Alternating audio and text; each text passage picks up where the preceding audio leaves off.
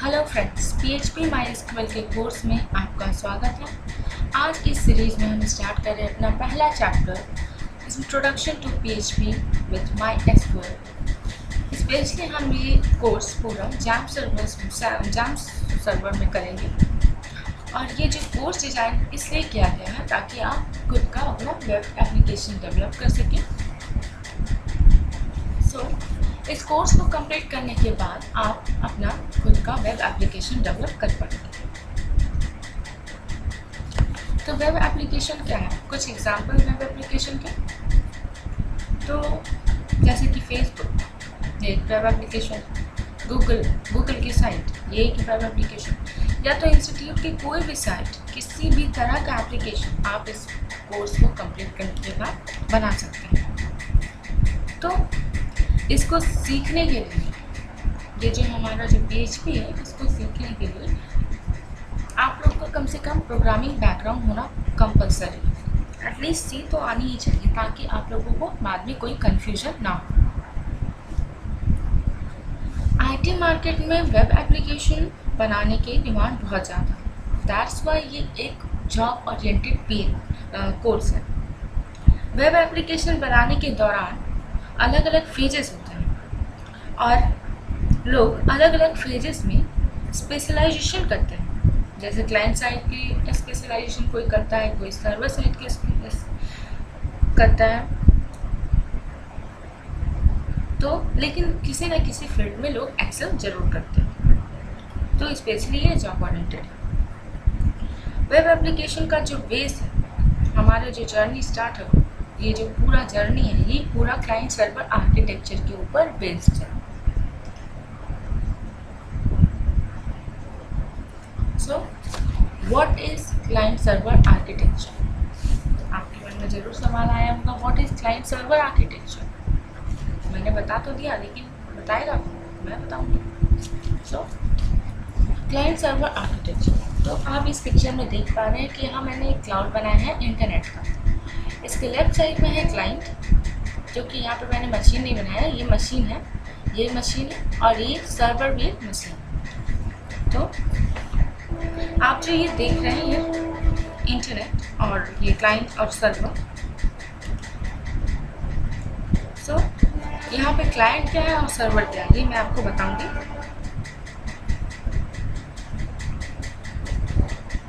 तो client server architecture, पहले मैं आपको एक बेसिक आइडिया देती हूँ कि क्या है क्लाइंट सर्वर आर्किटेक्चर।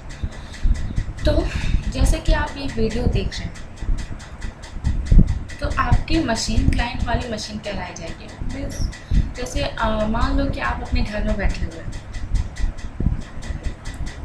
और ये जो वीडियो है जिस सर्वर में रखा हुआ है, जिस मशीन में रखा हुआ है, वो अमेरिका में रखा हुआ है या फिर किसी भी फॉरेन कंट्री। तो आप उससे कम्युनिकेट कैसे कर पाएंगे? इस इंटरनेट से। इंटरनेट के through client server, client machine request भेजता है और उसके बाद server as a response page back करता है। तो यहाँ पे क्या हो रहा है, आपकी जो क्लाइंट की मशीन है वो इंटरनेट के थ्रू, मीन्स जो हम लोग वेब ब्राउज़र, सपोज आप लोग वेब ब्राउज़र में टाइप करते हैं youtube.com, तो वहाँ पे क्या होता है, वो जो पेज आपने लिखा, तो वो इंटरनेट, वो जो ब्राउज़र है वो आपके बिहाफ में आपने जो टाइप किया वो आपके बिहाफ में वो इंटरनेट के थ्रू सर्वर को रिक्वेस्ट सेंड करता है। मतलब इंटरनेट यहाँ पे मीडिएटर का काम कर रहा है। तो यहाँ पे सर्वर क्या करता है, वो रिक्वेस्ट गेन करता है, उसके बाद उससे रिलेटेड वो अपने फाइल्स में रखी हुई इस फाइल को खोजता है और उसके बाद वो पेज मिल जाने के बाद इंटरनेट के थ्रू ही वो क्लाइंट को वो पेज रिटर्न कर देता है एज अ रिस्पॉन्स। तो क्या समझ में आया?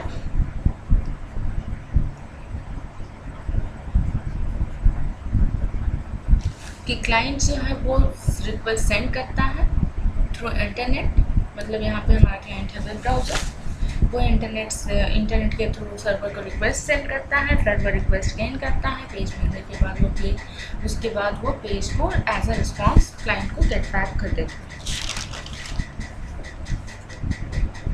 तो अब यहाँ पे इंटरनेट की डेफिनेशन क्या कहेगी, हम लोग क्या कहते हैं, आखिर इंटरनेट है क्या? तो basically internet is a collection of networks, collection of networks. So इस इंटरनेट के थ्रू दो कंप्यूटर आपस में रिलेटेड होते हैं, कनेक्टेड होते हैं। पहला है क्लाइंट मशीन, दूसरा है सर्वर मशीन। तो ये दो कंप्यूटर इंटरनेट के थ्रू कनेक्टेड है। तो यहाँ पे जो कंप्यूटर कनेक्टेड है तो वो पास हो, मतलब आसपास रखे हो, थोड़ी सी दूर में रखे हो, या फिर जोग्राफिकली डिस्टेंट में रखे हो, उससे कोई फर्क नहीं पड़ता। जैसे कि एक एग्जांपल है कि आपके कॉलेज में जो लैब है तो वहाँ पे क्या होता है, वहाँ पे बहुत सारे कंप्यूटर रखे होते हैं। तो उस कंप्यूटर में एक कंप्यूटर को सर्वर बनाया जाता है और बाकी सारे कंप्यूटर को लैन से, मतलब लोकल एरिया नेटवर्क से उनको कनेक्ट किया जाता है और उसके बाद वो सभी कंप्यूटर उस सर्वर मशीन में रखे हुए फाइल को एक्सेस कर पाता है। ये तो आपने देखा ही होगा।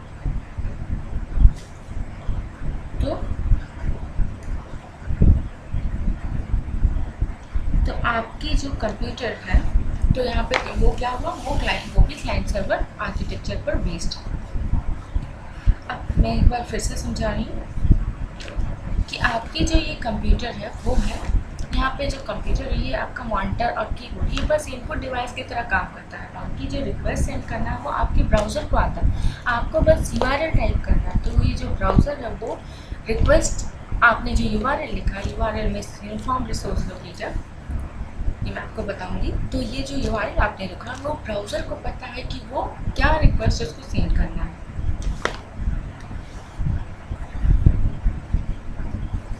तो ये जो पूरा जो रिस्पॉन्स और रिक्वेस्ट, ये जो पूरा प्रोसेस है, इसी को हम लोग क्लाइंट सर्वर आर्किटेक्चर बोलते हैं, जिसमें एक कंप्यूटर क्लाइंट है, दूसरा कंप्यूटर सर्वर। ठीक है, तो आप लोग सोच रहे होंगे कि सर्वर क्या है। सर्वर हमारी ही कंप्यूटर की तरह एक कंप्यूटर है, लेकिन उसमें कुछ हाई कॉन्फ़िगरेशन किए गए हैं, क्योंकि बहुत सारे क्लाइंट एक साथ उस सर्वर को एक्सेस करते हैं। ओके, तो अब आप लोगों को कुछ बेसिक आइडिया हो गया होगा कि what is client server architecture. अब हम लोग बढ़ते हैं अपने नेक्स्ट स्लाइड की तरफ। वाई PHP हमने क्यों चूज़ किया, वो क्या है PHP, आखिर लोग क्यों सीखते हैं। तो सबसे बड़ी खास बात है PHP की, PHP बहुत इजी है, इसे लर्न करना बहुत इजी है और इसको सीखने के बाद आप बहुत जल्द किसी भी एप्लीकेशन को डेवलप कर सकते हैं और इसे सीखने के बाद इसे यूज़ करना बहुत आसान है। आप अपना एप्लीकेशन, किसी भी तरह का एप्लीकेशन डेवलप कर सकते हैं। और भी इसका एक बहुत इम्पॉर्टेंट फीचर है कि ये रन करता है हर एक प्लेटफॉर्म पे, मतलब ये प्लेटफॉर्म इंडिपेंडेंट है।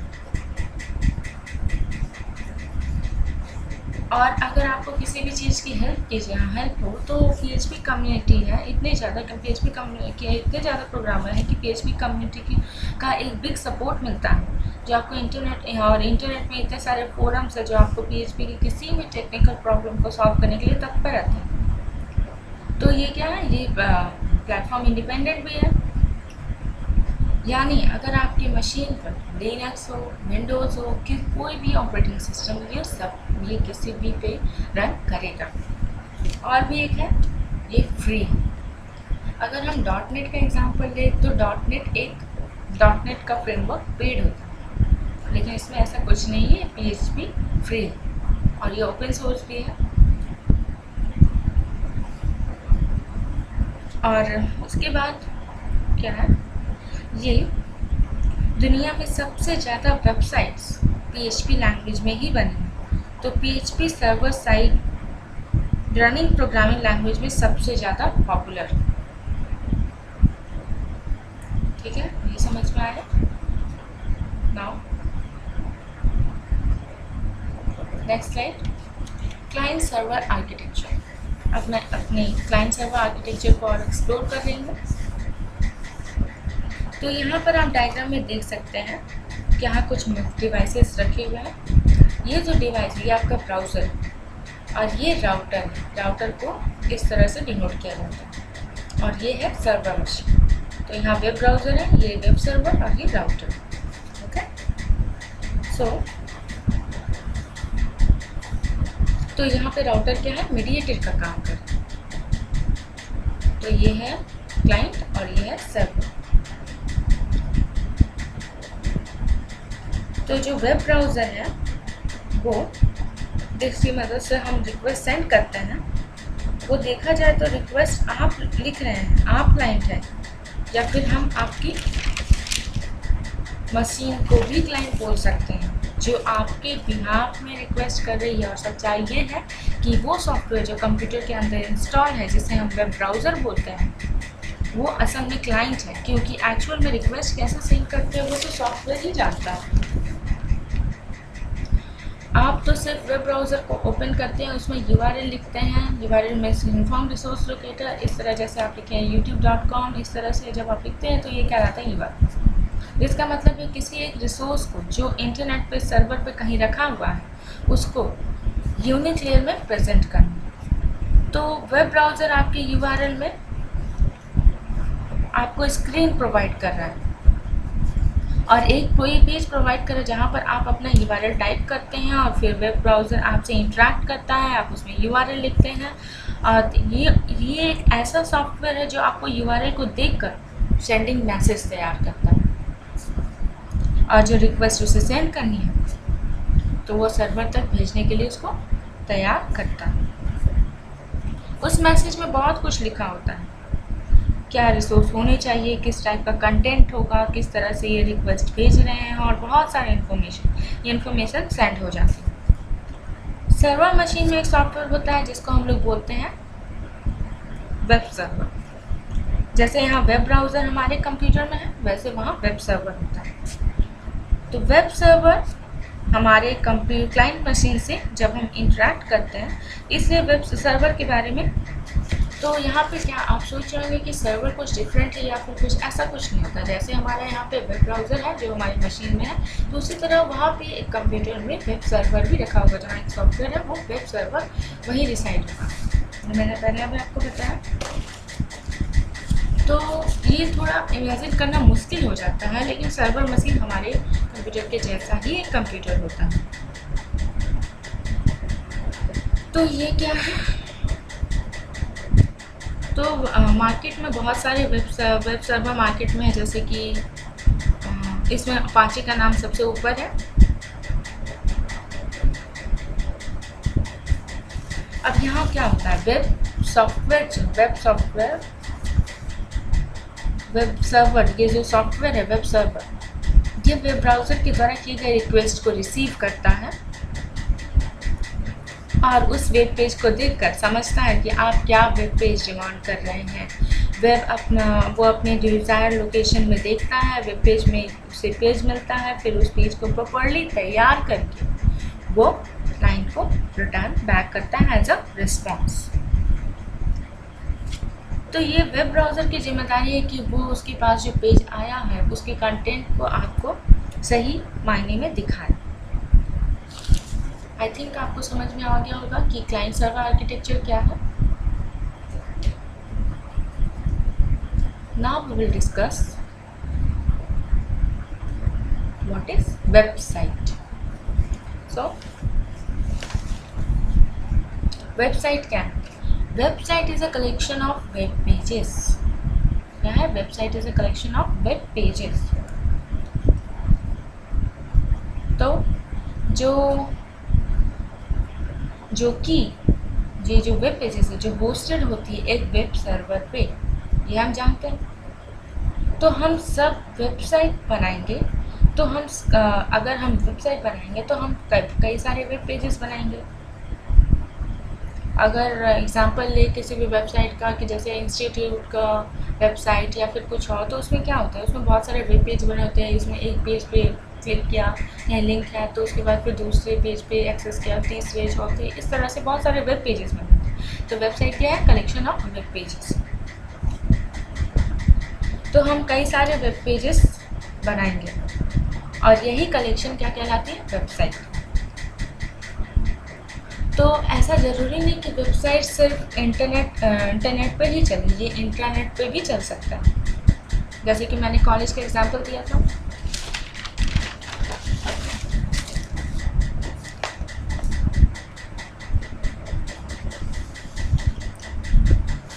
तो अब क्या है, all publicly accessible website collection constitute the world wide web.